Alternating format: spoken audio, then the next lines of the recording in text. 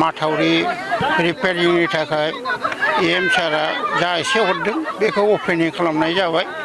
बे अपेनिंनि थाखायनो दिनै गथाय बासबारि रायजोनि बे दैजोंनो आबादारि मावना जाग्रा बिथांमोनखौ लानानै दिनैहाय बे बान्दोखौ अपेनिं खालामनाय जाबाय। मा जेंना जायोमोन सिगाङाव?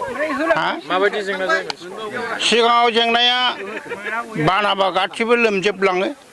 बाहाय बायनो हाया जायो, थेनो हाया जायो।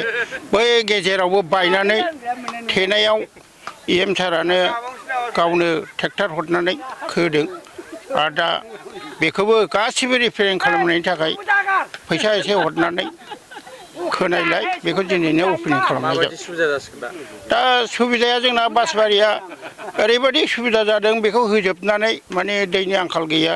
दैयाबो थिग हिसाबनि जादों आरो जोङो बाराबा बे गेटखौ हगार हरो बेनिखायनो जोंनाव दैया दा अभाब जाया। बेखिनिखौ बुंनानै जाथ'बाय। जोंनियाथ' मा होनो थाबाय न' खाथिनि दालाङा मा होनो एसे प्रब्लेममोन। माने दंफांनिसोमोन आरोखि ओमफ्राय दा बिटिआर सरकारनि मा होनो इउ पि पि एल सरकारनि अननायाव मानाव गेदेर हाग्रा बिफाननि EM रन्जित बसुमतारी सारनि अननायाव दा मोनबाय। बेखौनो दा दिनैहाय सार EM रन्जित बसुमतारी सारानो फैनानै दरमखलि खालामफैदों।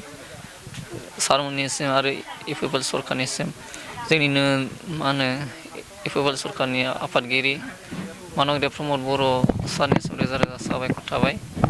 इयुनावबो जाहाथे बेफोरबायदिनो बयनिबो थाखाय मोजां मोजां मावना होलांथों बेखौनो आङो आसा खालामबाय सारमोननिसिम।